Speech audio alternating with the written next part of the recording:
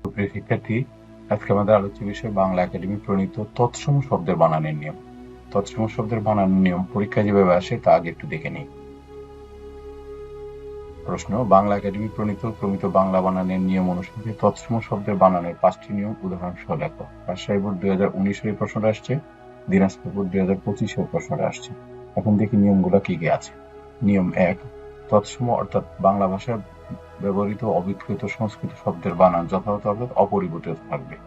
যেমন চন্দ্র, হস্তি, পক্ষী। হস্তি শব্দটা যখন হাতি লিখবো তখন রস্বইকার, কিন্তু হস্তি লিখলে দীর্ঘইকার। পাখি যখন লিখবো তখন রস্বইকার, কিন্তু পক্ষী লিখলে দীর্ঘইকার, ইত্যাদি।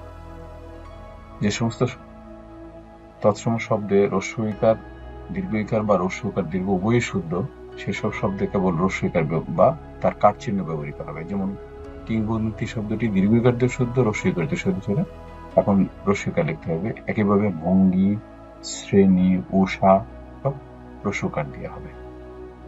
নিয়ম 3: সন্ধির ক্ষেত্রে ক, খ, গ, ঘ পরে থাকলে পদের অন্তঃস্থিত ম স্থানে অনুস্বার লেখা যাবে। যেমন অহম যোগ কার, অহংকার, এখানে ময়ের স্থলে অনুস্বার হয়েছে।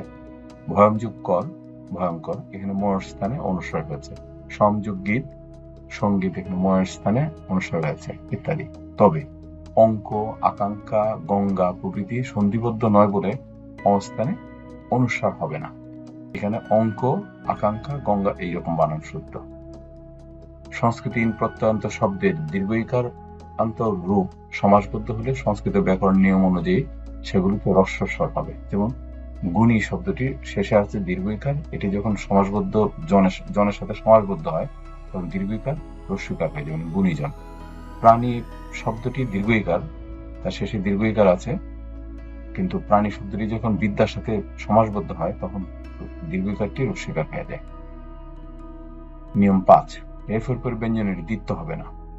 দ্বিত্ব মানে দুইবার।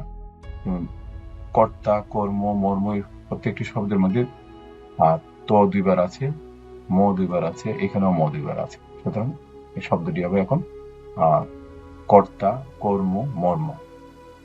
নিয়ম 6: শব্দের শেষে বিসর্গ ব্যবহার হবে না। সংস্কৃত শব্দের একটা বড় বৈশিষ্ট্য ছিল শব্দের শেষে হয় অনুস্বার হবে না বিসর্গ হবে, এবং বিসর্গের উচ্চারণ বিসর্গের মতো হতে হবে। সংস্কৃতের সব উচ্চারণটা ছিল এরকম, মূলত, কার্যত, বস্তুত, কিন্তু বাংলায় সেরকম হবে না, যেহেতু উচ্চারণ হয় না, সুতরাং বিসর্গ শব্দের শেষে বিসর্গ ব্যবহার হবে না।